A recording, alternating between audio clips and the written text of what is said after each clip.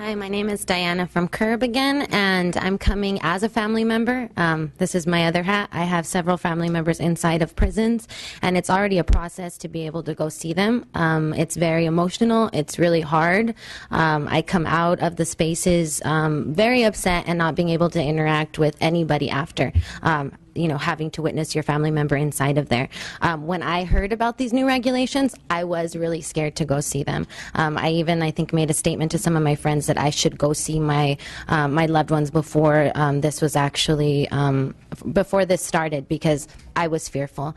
So I just, want to share the perspective of a family member. It is very scary, and I think at the end of the day, I know some of my family members need substance abuse help, and I would much rather funding get allocated for that purpose as opposed to, being used to possibly strip search me. So thank you for listening. Thank you. Craig Brown for CCPO again. I just want to correct, our members are subject to the random testing also. Okay. Yeah. Thank you. And we're going to the next. Issue number 4, Coleman use of force in conditions of confinement.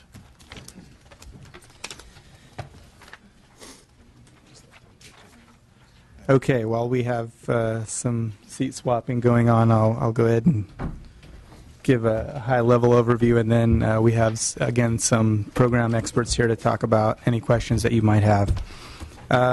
So this proposal includes the department requesting $42 million and about 290 positions in 15-16.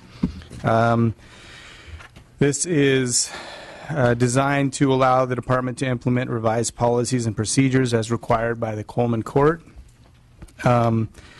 This will include use of force, management cell status, alternative housing options for certain Coleman class members in segregated housing, welfare checks for inmates in segregated housing, and additional suicide prevention training for staff.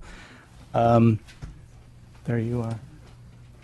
I do have Ms. Allison here from our Division of Adult Institutions to answer any questions you might have. And we also have Ms. Ponciano from our Division of Healthcare Services that will join us as well. Thank you. Department of Finance. Clint Kellum, Department of Finance. These new activities are court-ordered. They do have more of a clinical involvement in activities that used to just be focused on mainly with custodial staff. So there's a lot of stuff in here that is court-ordered but does have value to the state as far as making sure that we're providing the right level of treatment for the inmates in the system. Okay, LAO. We don't have any concerns with this proposal. Are there any members with any questions? Any public comment? So we're going to hold this action pending some further justification on resources. So thank you. Thank you. Easiest hearing ever. Thank you. Okay, speak to anytime. Parole calculation corrections. The issue before the subcommittee is the governor's budget request of $14.6 million and 92.6 additional positions in 2015-16 and ongoing to meet caseload ratios as collectively bargained and consistent with the California Parole Supervision and Reintegration Model. That's a mouthful. Go. So this request is no more complicated than it would appear on the surface. This is a simple calculation error that occurred as it relates to the workload for these parole agent classifications. So the proposal for the resources you just mentioned is just to correct that error. Okay. Department of Finance? Oh, LAO? Oh, we're zooming now. Any questions from any of the committee members? Again, I would like the subcommittee to hold this item open until further discussion. Thank you. Thank you. Thank you.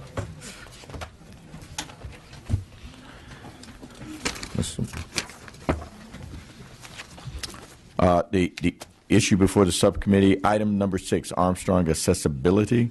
The issue before the subcommittee is a request for $38 million from the general fund, $19 million 2015-16, and $19 million 2016-17 to construct Americans with Disability Act (ADA) improvements at 14 facilities.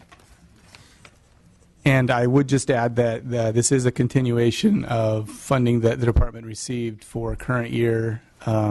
We received $17.5 million last year, well, for current year, to provide some construction related to ADA at 4 institutions and to complete the planning phase at approximately 15 other institutions. So this is just that second level of providing the actual construction at those institutions where the planning is taking place in current year. Okay. And we do have a program expert here to answer any questions you have about the proposal. Is he your building expert? He is. On my good days, yes. Okay. Do you have an update? So which prisons will receive the renovations? Funding, I think, it splits out about half and half between the 2 years. If I can explain a little bit more, we have been working with the plaintiffs over the last year to try to narrow down the scope of the construction that's necessary. As you may imagine, we need accessible housing for all different security levels, reception centers, administrative segregation, mental health, medical. So it's been a process of evaluating which facilities are the right facilities in order to provide that. In addition to the housing, we need a path of travel from housing to medical to dining to education, everything that an inmate would need to have. Working with the plaintiffs through 2014, we've been able to narrow down which things will require construction, which things can be handled in what's called a program modification, where it doesn't need to have an accessibility feature there, and that's helped get a much better estimate of the scope. We're in the process of finalizing these documents that reflect exactly what the modifications are going to be and what prisons they're needed as, and this is the information that the LAO has requested, and we do hope to share that with the LAO and the committee staff in a very short period of weeks. So for future considerations in this committee, we will have that information. So you'll have a scope of work within a month? Approximately, yes. I'm trying to give you more time. You said 2 weeks. I said a couple of weeks. It could be 2, 3. Yes, I think within that time frame we'll have all the information that the stakeholders are looking for. Okay. You know you're now in my wheelhouse. This is what I like to do. Okay. Department of Finance? This is Tabitha Stout from the Department of Finance. We'd just like to point out that the current request is a placeholder. As they come up with their conceptual design plans, we'll have a more refined cost estimate of what the actual cost will be. Okay, thank you. LAO? Thank you, Mr. Chair. Sarah Larson with the LAO. I think the department kind of made our case for us, but our recommendation is that the legislature withhold action on this proposal until it receives additional information about the types of projects that will be undertaken, the issues that those projects will address, the costs of those projects, and also other options that the department considered so that we can kind of analyze those issues. If the department couldn't provide that information, we would recommend the legislature reject the proposal. But if the department can provide that information, then we can provide more specific recommendations at that point. He said he can do it in a month. Okay, so I heard, yeah, that's great. Okay. Are there any questions from members? First of all, can we get a list of the facilities we're talking about regarding the improvements? Yes, certainly. And also, I have a facility in my district in Chino. It's a very older, aging infrastructure. And would any of this type of funding be allocated to, say, if there's some areas where there's issues with leaking roofs? I know it's a little bit different, but how would that play into something like this as far as funding? I know it's a little bit different, but would it be used for something like that, or that would be separate funds? That would be a separate fund. This is specifically addressing the accessibility issues related to the court case. We do have special repair funds that are allocated throughout the year, and specifically related to CIM. I know that our architecture and engineering staff have gone down and reviewed a number of different issues there and are working on different plans and projects. So we have not forgotten CIM. It's very much on our radar screen. Okay, thank you very much. Okay.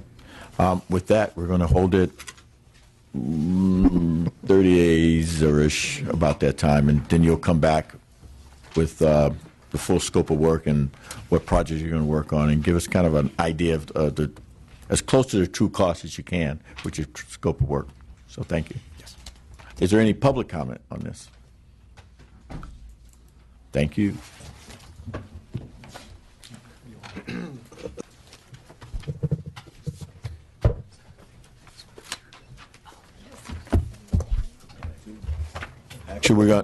Actually, we're going to skip because we have a quorum for votes, and I need to get a vote on issue number 8, the Youth Offender Security Placement, AB 1276 Bloom, Chapter 590, Statutes of 2014. The issue before the subcommittee is the inclusion of $1.181 million from the general fund, 8 positions to support implementation of AB 1276 Bloom, which was approved last year. Specifically, this request would support personnel and additional training costs. Okay, you mentioned the numbers. This funding will be used for staff and training related to the specialized classification assessments of youth offenders. And I do have Ms. Kathleen Allison here with me to answer any specific questions the committee might have. We're going to let you talk this time. Oh, darn it, I did speak too soon. Thank you very much for allowing me an opportunity to present on this very important Assembly bill that the Department certainly supports. Again, my name is Kathleen Allison. I'm the Deputy Director for Facilities Support for Division of Adult Institutions. As we all know, we have youthful offenders within our system, oftentimes serving very lengthy sentences, and oftentimes, frequently, one of the issues, it's their sentence combined with their age, variety of factors, that they are very high-level offenders, meaning that they're a level 4, which is our highest level. It doesn't have a lot of opportunity for programs. And this bill certainly illustrates the fact that they need programming. They need programming to help them to reenter into society. And the fact that they oftentimes commit these crimes at a very young age before their brains have had an opportunity to develop. And so with this would provide the department an opportunity to add a new process that we do not currently provide, and that is a very, as inmates go through reception center processing, we determine what level they are based on a variety of factors, and then they're sent. But there's not what we call an individual institutional classification committee assessment of that case to make a determine based on his particular case factors, his prior crime, and his willingness to change his life.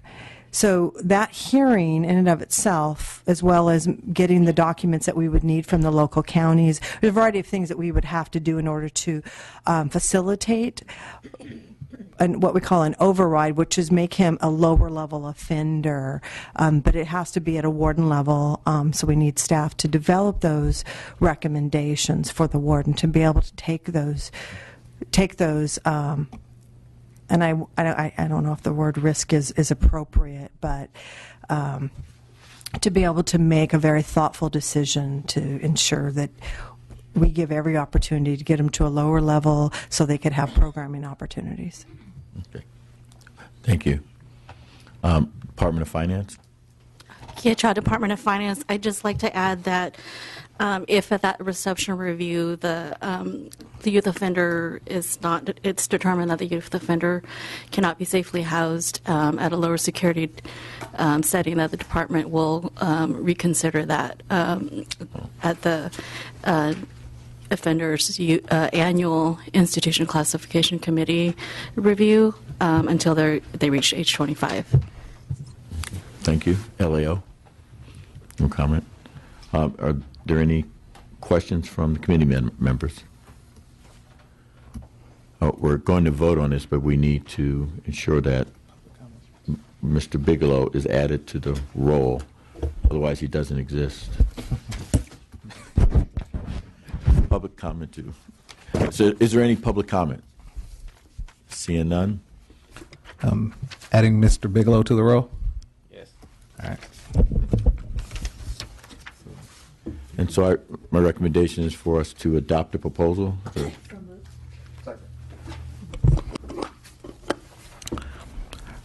Jones Sawyer? Aye. Bigelow? No. Campos? Campos, aye. Rodriguez? Rodriguez, aye. Motion passes 3-1. Thank you very much. Now we're going to go back. I know you came up. Issue number 7, career technical training. The issue before the subcommittee is the governor's budget request for an ongoing augmentation in the amount of $2.6 million for CDCR to continue contract with the California Prison Industries Authority, CalPA, Career Technical Education, CTE program. CDCR first. That was such a great introduction. I don't know how much I need to add to it, but yes, this is to continue the program that we currently have with our partners at CalPIA, and we have Director Tidwell here to answer any questions you might have about the proposal. Did you want to? Oh, I'm good. Okay. Yes, Department of Finance, Nick. Clint Kellum, Department of Finance. This is kind of just dedicated funding to a program that has been found to be effective. It has been in place for almost 10 years at this point, and so this is just kind of asking for some funding to continue programs that have shown to be effective over time. Okay. LAO. Sarah Larson with the LAO. We didn't raise any concerns with this proposal. Okay. Committee members, you have any questions? Go, Mr. Rodriguez. Just want to clarify, will this be adding more individuals that can apply for these type of programs? I know there's one very successful program in Chino with the marine technology, and I'd like to see if we can get more folks that are interested in that because it's a very productive program they have. So just questions, will they be able to access more folks that are interested in those programs? Yeah, under this request, it does include the marine technology program and computer-aided design and computer coding as well, additional slots. I can get that specific information about the slots if you like. Yes, I would. Thank you. Mr. Bigelow? No? So I would recommend that we hold this item pending further discussion, really based on the Department of Finance's sterling recommendation for this program, that we look at expanding the CTE program beyond the requested level of funding. So when you come back, we'll be looking at adding more funding to it. Don't tell the Department of Finance or Governor's Office until we're ready, okay? Yes, sir. And there's any public comment? Oh. So we're going to do add-ons now. Okay, how do I voice this? Just aye or nay or whatever? Yeah. It's aye. Okay. Oh. Is this your first vote? It is in this committee. There's no hazing in subcommittees. Knock yourself out. Bigelow voted aye. Motion passes 4-1. No, Lackey. You said Bigelow. Sorry. Close enough. Lackey voted aye. Motion passes 4-1. Issue number 9, the CDCR Capital Outlay Program. Begin. There's quite a bit. So just briefly, there are 3 main components within this proposal. So first, we are proposing to replace the San Quentin boiler, including the building that the boiler is housed within.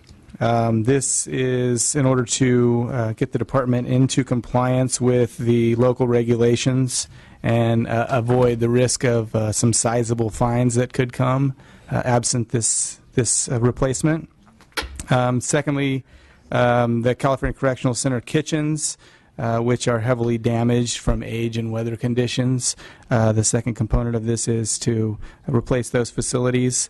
And then lastly, Dual Vocational Institution, DVI, proposing to put solid cell fronts for the Administrative Segregation Housing Unit to address safety risks for staff and inmates and to address a history of incidents within the unit. We do have similar projects that have been completed previously at CIM and CMC. And again, we have our program expert to answer any questions the committee might have. Okay. Department of Finance. Alessandra Brown, Department of Finance. We just want to state for the record that the advanced planning notes $500,000 requested from general obligation bond fund, but we're actually requesting general fund. That's a difference. Is that a typo or is that?